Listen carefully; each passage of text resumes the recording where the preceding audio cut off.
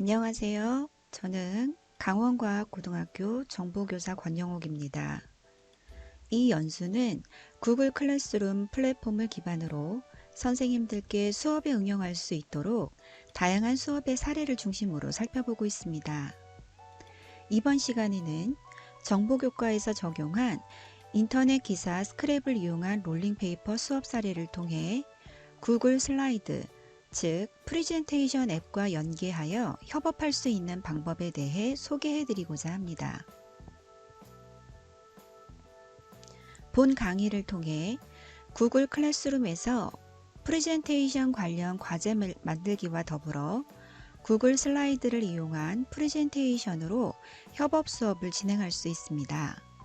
온라인 상황이라고 하는 특별한 상황에서 우리가 진행할 수 있는 실제 수업을 알아보고 이후 선생님들께서는 교과별로 이 방법을 적용할 수 있는 다양한 교수학습 지도안을 기획해 보시길 권장드립니다. 아울러 이 방법은 매우 간단하지만 학생들과 실시간으로 진행할 수 있고요. 선생님들과 학생들과 학생들 사이에 원활한 커뮤니케이션을 기반으로 재미있게 협업할 수 있습니다.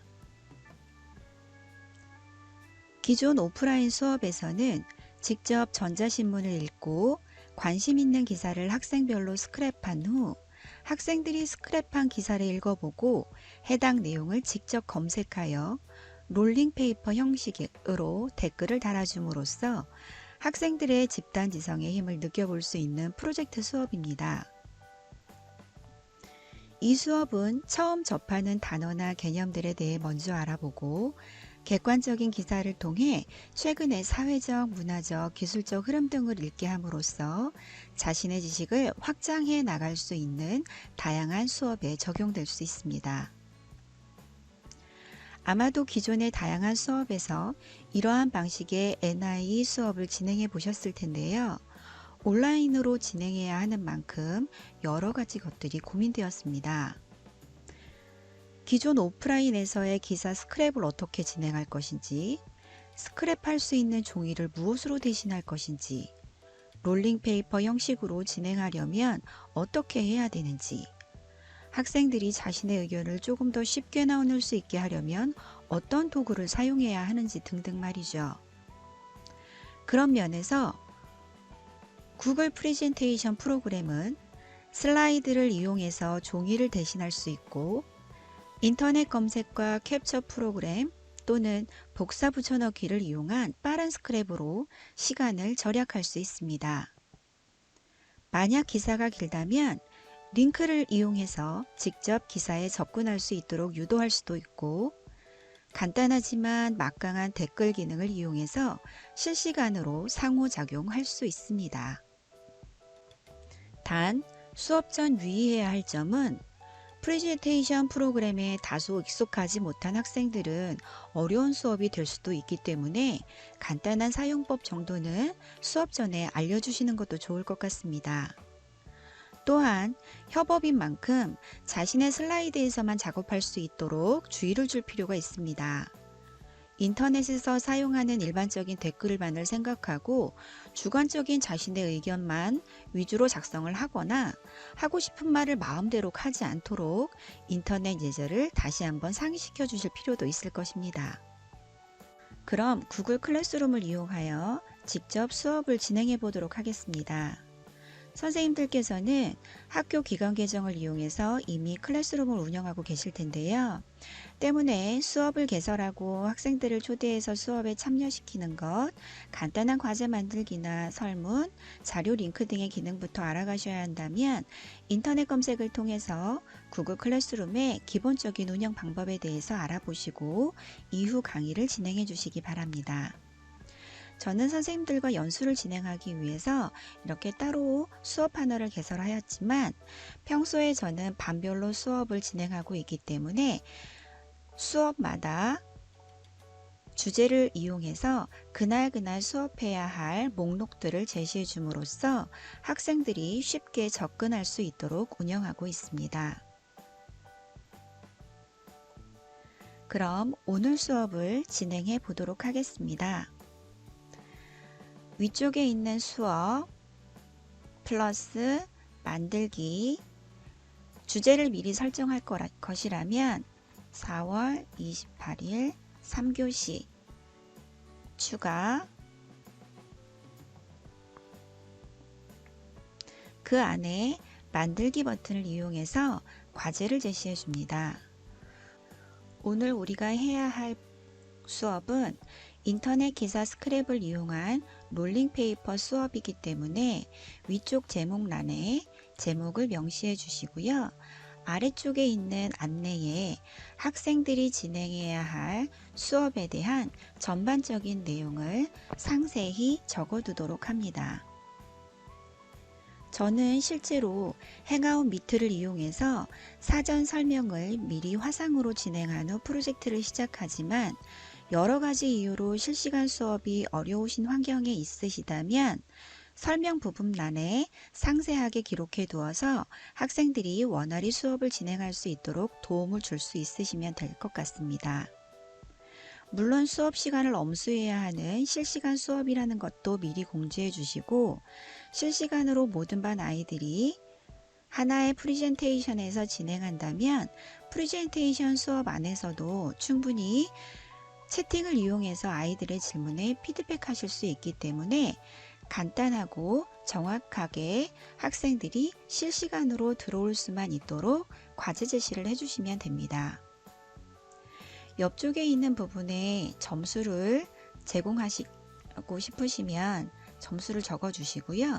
아래쪽에 기한이나 아까 만들어둔 주제에 선택하면 해당 부분의 주제 안쪽으로 과제가 만들어지겠죠. 아래쪽에 만들기 버튼을 이용해서 오늘 진행할 프레젠테이션 프로그램을 선택해 보도록 하겠습니다.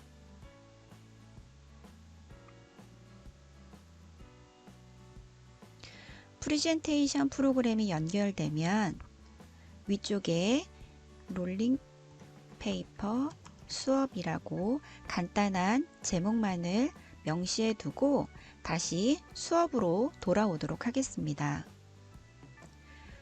좀 전에 만들어준 프레젠테이션은 이미 작성되어져 있기 때문에 연결되어져 있는 부분에 학생들에게 파일의 수정 권한을 제공해 주시는 것이 중요한데요. 이것은 모든 학생들이 들어와서 협업할 수 있는 가장 기본적인 환경이고요. 가장 중요한 설정이기도 합니다. 자, 위쪽에 과제 만들기 버튼을 클릭하여 과제 만들기를 완성합니다. 그럼 오늘 주제에 맞도록 그 안쪽에 목록으로 과제가 제시되었습니다. 이제는 좀 전에 만들어 둔 프레젠테이션 수업으로 다시 돌아옵니다. 자, 제목부터 정확하게 고쳐볼까요? 인터넷 기사 스크랩을 이용한 롤링페이퍼 수업이라고 만들어 두시고 저는 1학년 1반을 수업하도록 하겠습니다. 학생 수만큼 슬라이드를 만들어 주시는 게 중요한데요. 만들기 전에 사전 설정을 좀 해보도록 하겠습니다. 위쪽에 있는 부분에 슬라이드의 테마를 변경하면서 기본적인 서식을 만들어 주신 다음 학생들이 학번 이름대로 작성할 수 있도록 텍스트 상자를 미리 만들어 둡니다. 만약 학생 수가 지나치게 많거나 반수도 많다면 선생님들께서 반별로 작업하시기가 굉장히 힘드실 거예요. 그렇다면 학생들에게 직접 기입할 수 있도록 글 상자 정도만 만들어 주셔도 좋습니다. 자, 옆쪽에 슬라이드를 컨트롤 C, 컨트롤 V 붙여넣기를 이용해서 학생 수만큼 슬라이드 수를 추가해 줍니다. 선생님들께서 작업해 주셔야 할 사전 작업은 모두 마무리되었습니다. 그럼 학생들이 직접 작성한 예제를 가지고 롤링페이퍼를 진행하는 방법을 알아보겠습니다.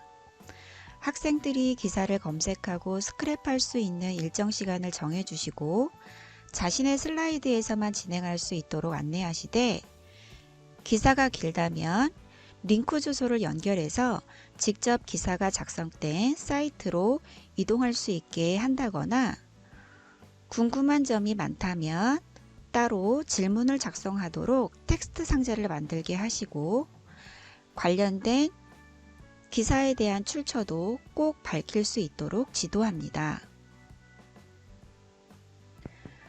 그럼 댓글 달기 기능으로 롤링 페이퍼를 진행해 보겠습니다. 댓글을 달 슬라이드를 선택한 후 슬라이드 안쪽에 마우스 커서를 위치시키고 오른쪽 마우스 댓글 기능을 이용하시면 됩니다. 그러면 접속되어져 있는 아이디의 이름으로 글을 쓸 수 있는 공간이 나옵니다.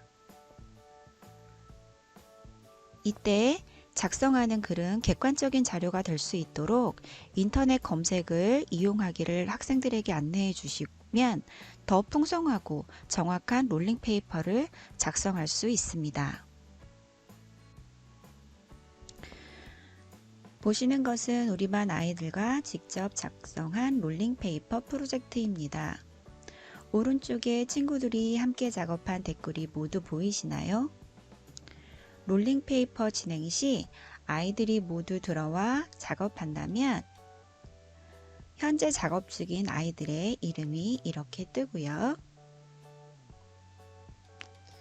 오른쪽 위쪽 이 부분을 클릭하면 실시간 채팅도 가능하기 때문에 학생들에게 바로바로 피드백해 주실 수 있습니다. 오늘 알아본 이러한 수업법은 새로운 개념이나 여러 가지 개념에 대해 다양하게 알게 하고 싶을 때, 또는 들어는 봤지만 정확하게 모르는 개념을 정립시켜 주고 싶으실 때 사용해 보면 좋을 것 같습니다. 교과에 맞게 또는 학습 내용에 맞게 선생님들께서 다양하게 활용해 보시길 권장드립니다. 이것으로 본 강의를 마치겠습니다. 감사합니다.